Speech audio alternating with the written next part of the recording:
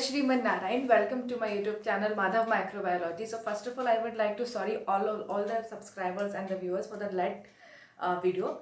So after a long gap, I am going to upload this video. So today I am going to introduce the topic with you, and which is a very interesting topic. I think you all like to hear it. So the topic is denaturation of protein. So denaturation of protein क्या है? Denaturation protein में ये होता है कि जैसे हम किसी भी चीज़ को बॉईल करते हैं तो उसकी बॉइलिंग के बाद या रेडिएशन के ट्रीटमेंट के बाद उसमें कुछ ना कुछ अफेक्ट, कुछ चेंजेस आते हैं. तो उस तरीके से डीनेचुरेशन ऑफ प्रोटीन के बारे में हम देखेंगे. So first of all, who discovered this technique, denaturation of protein? So it was discovered by Sir Hian Fu in 1931. In 1931. He discovered the technique denaturation of protein. Denaturation proteins में ये होता है कि जो हमारे नेटिव प्लेस है protein का, जो नॉर्मल प्रोटीन है, वो अपने हाइड्रोजन बॉन्ड को लूज कर देती है या अपने शेप्स को लूज कर देती है, अपने बायोलॉजिकल एक्टिविटीज को लूज कर देती है. तो इस तरीके से denaturation of protein होता है. So what is the definition of denaturation of protein? It is the process in which there was a breaking or lose of the shape of the native protein and change into the simple protein, like जिसमें कुछ भी नहीं हो. Like from the example I would like to convey my topic is like अगर हमने egg yolk लिया, we boil the egg yolk, हमने इसको egg yolk को boil किया. After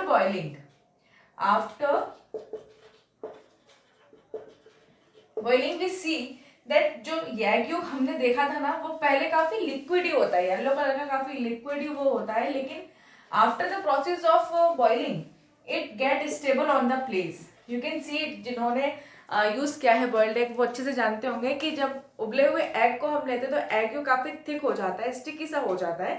तो उसी तरीके से वो एक प्रोसेस हुई डिनेचुरेशन ऑफ प्रोटीन की. So through this example I made you easy to understand the thing which I need to explain you.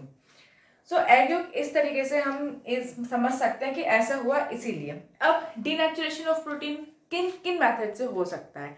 Denaturation protein हो सकता है आपकी by treating it with the heating technique. Heating technique से आपने कर दिया, या कोई केमिकल एजेंट आपने लिया, केमिकल एजेंट हो गया, या फिर आपने कोई अल्कली सॉल्यूशन लिया, अल्कली सॉल्यूशन ले लिया, या कोई ऑर्गेनिक सॉल्वेंट ले लिया, तो उसके थ्रू प्रोटीन की डिनेचुरेशन हो सकती है. साथ ही साथ जैसे मैंने बताया हीटिंग से, केमिकल एजेंट ले लिया हमने, अल्कली ले लिया, और हमने ऑर्गेनिक सॉल्वेंट ले लिया, तो हम एक तरीके से और कर सकते हैं रेडिएशन से. रेडिएशन से और ले सकते हैं. Radiation also can helpful to treat the denaturation of protein. अब डिनेचुरेशन ऑफ प्रोटीन को करने की ज़रूरत क्या है? जब हम किसी भी एक्सपेरिमेंट को करते हैं तो वी ऑल नो कि एक एक्सपेरिमेंट से बहुत सी चीज़ें हम डाइवर्स फॉर्म में देख सकते हैं. तो जब हम डिनेचुरेशन करते हैं प्रोटीन की, तो उससे हमें बहुत सी चीज़ें काम आती हैं. हमें इंटरेस्टिंगली ये टॉपिक तब ज़्यादा काम आता है जब हम प्रोटियोमिक्स के बारे में पढ़ रहे हो. A deep study of the protein and it's mechanism. तो सबसे पहले जब ये डिनेचुरेशन हो जाता है तो हम ये पढ़ते हैं कि क्या होता है प्रोटियोमिक्स में, इसका कितना प्राइमरी स्ट्रक्चर क्या था प्रोटीन का. पहले तो एक वो डीपली स्टडी हो जाती है. फिर तीसरा आता है कि कितना % अमाउंट आपका अल्कोहल का कंसंट्रेशन में के फॉर्म में प्रेजेंट था, ये आ जाता है. कितना डिनेचुरेशन होने के बाद इसमें हम और क्या क्या कौन कौन से हम ड्रग्स इन्वेंट कर सकते हैं, बना सकते हैं. तो इस तरीके से इसको हम यूज ले सकते हैं, ले सकते नहीं मतलब लेते हैं. तो इस तरीके से इसका यूज होता है जब हम किसी भी डिनेचुरेशन ऑफ प्रोसेस में जाते हैं प्रोटीन के. अब जैसे मैंने ये तो आपको बता दिया कि डिनेचुरेशन ऑफ प्रोटीन 3 तरीके से होता है. दैट इज आपका हीटिंग हुआ, केमिकल एजेंट हुआ और रेडिएशन हुआ.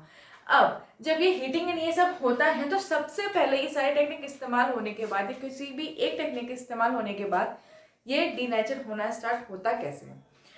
सपोज जैसे कि आप इस फिगर में देख सकते हैं कि इस फिगर में मैंने एक जगह पे, let me rub this portion, जहाँ पे एक जगह पे ये एक नॉर्मल प्रोटीन दिया है, ये एक नॉर्मल प्रोटीन है, ये सारा जो है एक प्रोटीन है। अब इस प्रोटीन में जब इसमें डीनेचुरेशन की प्रोटीन की प्रोसेस जा रही है, डीनेचुरेशन जा रहा है, तो यहाँ पे क्या मैंने लिखा है, loss of biological activity.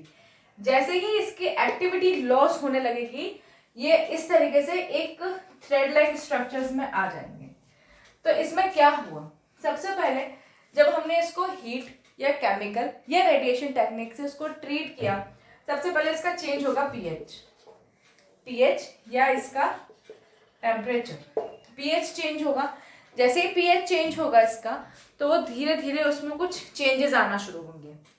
PH change होने के बाद इसमें जो इसका स्ट्रक्चर है वो लूज होगा, नेटिव शेप इसकी लूज हो जाएगी। जब इसकी नेटिव शेप लूज होना शुरू हो जाएगी, नेटिव शेप का मतलब इसका जो नेचुरल शेप है वो अपनी शेप को लूज करना स्टार्ट कर देगा, तो उसके बाद में इसमें फिर से एक चीज होगी, वो होगी कि जो इसके हाइड्रोजन बॉन्ड है ना वो टूट जाएंगे,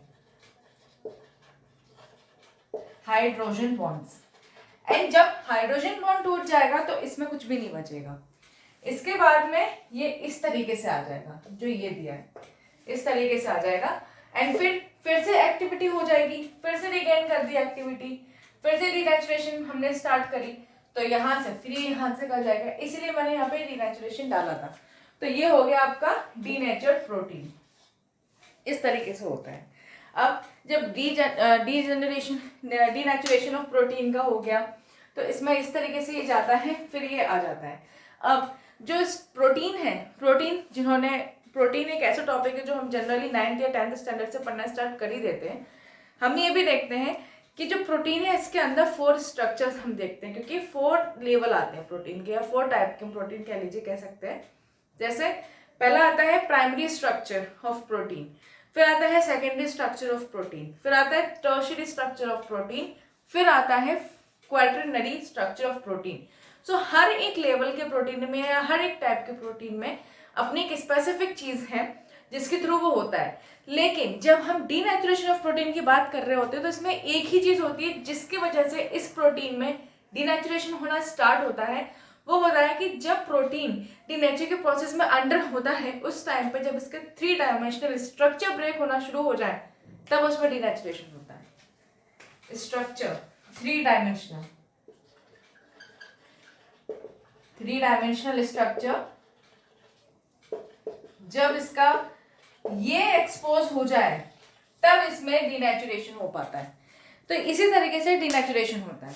सो मैंने आपको बता दिया इन अ वेरी शॉर्ट फॉर्म, और आपको एक अच्छा खासा मैंने एग्जाम्पल से भी बता दिया। एक एग्जाम्पल और है जो ये है कि conversion of milk into the curd, it also the example of denaturation of protein, milk into curd, milk into curd.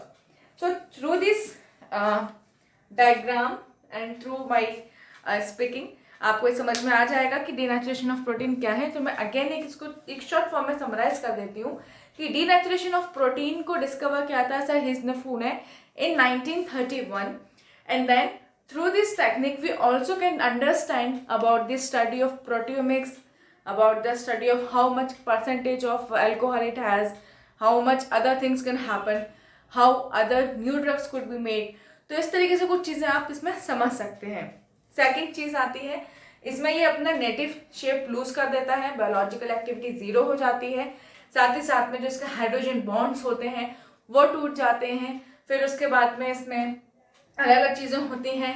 3 step से ये डीनेचर हो जाता है। पहला स्टेप होता है आप इसमें हीटिंग के टेक्निक स्टार्ट कर सकते हैं, फिर उसके बाद आप केमिकल इस्तेमाल कर सकते हैं, जिसमें केमिकल में आता है अल्कली एजेंट्स आता है, या फिर ऑर्गेनिक सॉल्वेंट आते हैं, या अदर जो भी सॉल्वेंट ले सकते हैं वो आते हैं।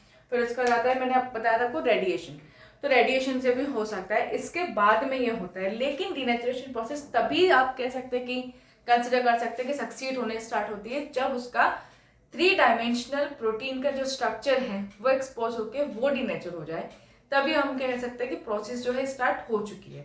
इसके बाद में ये चीज़ें आई। फिर मैंने आपको ये भी बताया था कि इसमें बायोलॉजिकल एक्टिविटी जीरो हो जाती है। वो क्यों जीरो हो जाती है? क्योंकि जब वो डीनेचर होना स्टार्ट होता है ना, तो उसके बॉन्ड्स टूट जाते हैं एंड वो उसकी लाइफ लाइन है एक तरीके से। तो जब वो होना शुरू हो जाता है तो उसकी नेगेटिव स्टार्ट वहीं से हो जाता है कि वो बायोलॉजिकल एक्टिविटी अब नहीं होगी, इस वजह से हो जाता है। इसके बाद में मैंने आपको ये भी बताया था कि इसमें कैसे कैसे डीनेचुरेशन स्टार्ट होती है। इसमें डीनेचुरेशन स्टार्ट हो जाती है, सॉरी, पीएच से स्टार्ट हुई, टेम्परेचर में चेंजेस आते हैं, फिर उसके बाद में इसमें नेटिव लूज होता है, नेटिव शेप लूज होता है, सॉरी, एंड हाइड्रोजन बॉन्ड टूट जाता है। इस तरीके से डीनेचुरेशन ऑफ प्रोटीन होता है। So hence I complete my topic through this video and I think that you, I hope you like my video. So please press the button to like my video if you like, and please subscribe my channel if you are new, then please subscribe my channel and keep giving all your supports. So thank you so much.